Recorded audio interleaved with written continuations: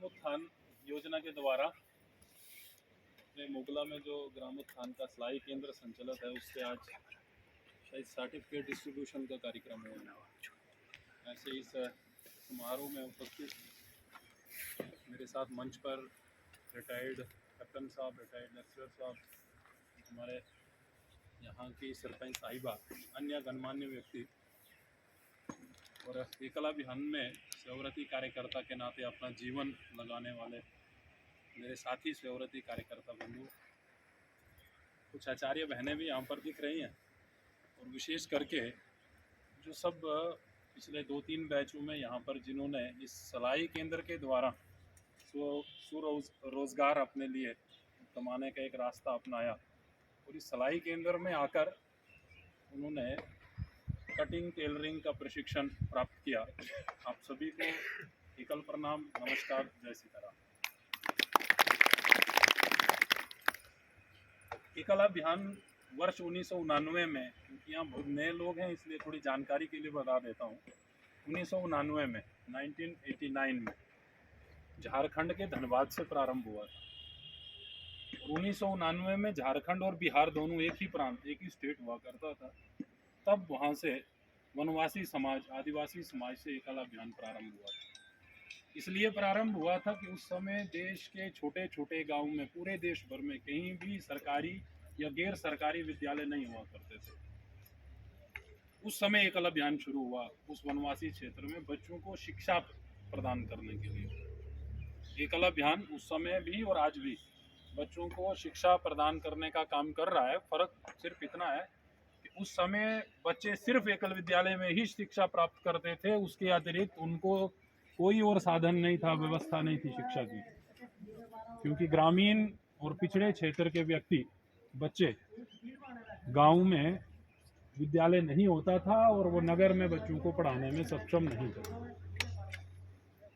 समय परिवर्तित होता गया, धीरे धीरे देश भर में विद्यालय खुलने शुरू हो गए और 2002 के बाद जो शिक्षा का अधिकार अधिनियम आया, उसके बाद मानो पूरे देश में विद्यालय खुलने की एक क्रांति शुरू हो गई। और इस संबंध में मेरे से अधिक लेक्चरर साहब भी यहाँ पर बैठे हैं, ये भी जानते हैं कि 2002 के बाद जो सर्व शिक्षा अभियान चला, उस सर्व शिक्षा अभियान के माध्यम से देश भर में विद्यालय खोलने की, प्राइमरी स्कूल खोलने की एक क्रांति मान सकते हैं उसको। देश का ऐसा कोई गांव नहीं बचा जहां प्राइमरी स्कूल नहीं खुला। और कहां तक, जहां पर जिस गांव में 15 छोटे छोटे बच्चे होंगे वहां सरकार ने सरकारी स्कूल खोल दिए। ये सरकारी स्कूल खुलने के बाद भी एकल की यात्रा वहीं पर समाप्त नहीं हुई।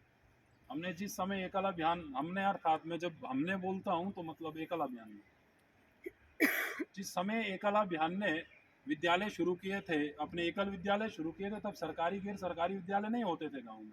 लेकिन जब सरकारी गैर सरकारी विद्यालय हो भी गए तो भी एकल विद्यालय का विस्तार निरंतर चलता रहा। हम अपने नए से नए गाँव में जाते रहे और विद्यालय खोलते रहे। 2005 से जम्मू कश्मीर में एकल विद्यालय खुलने प्रारंभ हुए। अनेक लोगों के मन में ये प्रश्न आ सकता है कि एकल अभियान जब शुरू हुआ था, गांव में स्कूल नहीं थे इसलिए शुरू हुआ, और जब स्कूल हो गए तो फिर क्या कर रहे हो। तो एकल अभियान का उद्देश्य है कि जो बच्चे सरकारी स्कूल या गैर सरकारी स्कूल में जाते हैं, लेकिन उसके बाद शाम को एकल अभियान में जो एकल विद्यालयों में जो बच्चे पढ़ने के लिए आएंगे, एक तो संस्कार युक्त बच्चे होंगे, क्योंकि वो संस्कार युक्त शिक्षा वो प्राप्त करेंगे एकल विद्यालय में। और दूसरा, अब देखते हैं नगर में पढ़ने वाले बच्चे, वो चाहे प्राइवेट स्कूल में जाएं चाहे गवर्नमेंट स्कूल में जाएं, वो दिन में स्कूल जाते हैं और स्कूल से वापस आने के बाद किसी ना किसी टीचर के पास ट्यूशन लेने जाते हैं, ट्यूशन पढ़ते हैं। कुछ लोगों के घर में टीचर आकर उनको ट्यूशन देता है, जिसका जितना सामर्थ्य है वो अपने बच्चों को पढ़ाने का काम कर रहे हैं। लेकिन आज भी ग्रामीण क्षेत्र में रहने वाले लोग और उनके बच्चे ट्यूशन नहीं पढ़ सकते, क्योंकि उनके पास या तो संसाधन की कमी है या तो उस गाँव में पढ़ाने वाला उपलब्ध नहीं है। लेकिन एकल अभियान बच्चों को संस्कार युक्त शिक्षा और वो के साथ साथ जो बच्चे सरकारी या गैर सरकारी स्कूलों में पढ़ते हैं उनको शाम को ट्यूशन करवाने का काम भी करवाता है, और ये पूरा काम निःशुल्क होता है। और इसका उद्देश्य बच्चों को हम संस्कार युक्त शिक्षा क्यों देंगे?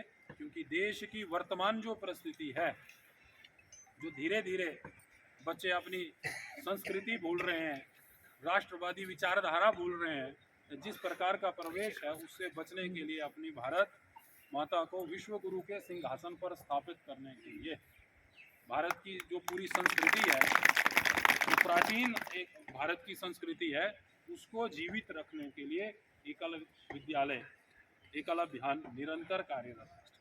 और इसमें भी बच्चों को ही इसलिए लिया गया कि हम बड़ों को वह चीज़ नहीं समझा सकते। एक आयु होती है जब 14-15 साल या 20 साल के ऊपर कोई व्यक्ति होता है, उसको कोई भी